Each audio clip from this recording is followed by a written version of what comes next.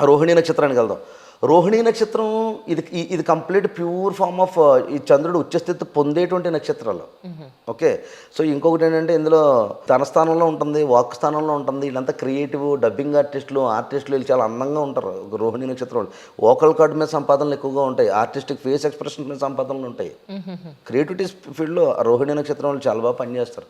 అంటే వాళ్ళు ఒకవేళ మీరు అందులో లేకపోయినా నా ఉద్దేశం ఏంటంటే అలాంటి ఫీల్డ్స్లో మీరు రేపు మల్టిపుల్ సోర్స్ ఆఫ్ ఇన్కమ్స్ రాణించే అవకాశం ఇట్లా వెళ్ళొచ్చు. డెఫినెట్గా ఫేషియల్ ఎక్స్ప్రెషన్స్ వల్ల వోకల్ కార్డ్ వల్ల 101% వీళ్ళు సక్సెస్ అవుతారు. అందులో ఎటువంటి అనుమానం లేదు. మనశ్శాంతితో కూడుకున్న జీవితం ఉంటుంది. మెరిటల్ విషయాలకు వచ్చినప్పటికి రోహిణికి బాగా మ్యాచ్ అయ్యేది చెప్తున్నా. బాగా మ్యాచ్ అయ్యేది హస్త నక్షత్రం అండ్ అగైన్ రేవతి నక్షత్రం.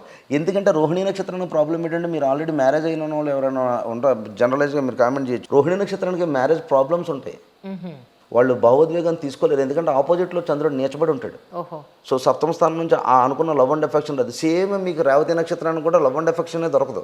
సేమ్ మీకు హస్త నక్షత్రంలో చూడండి, హస్త నక్షత్రానికి కూడా పెళ్ళి అయిన తర్వాత, పెళ్లికి ముందు పెళ్లి తర్వాత, రేవతి కూడా పెళ్లికి ముందు పెళ్లి తర్వాత, రోహిణి కూడా పెళ్లికి ముందు పెళ్లి తర్వాత.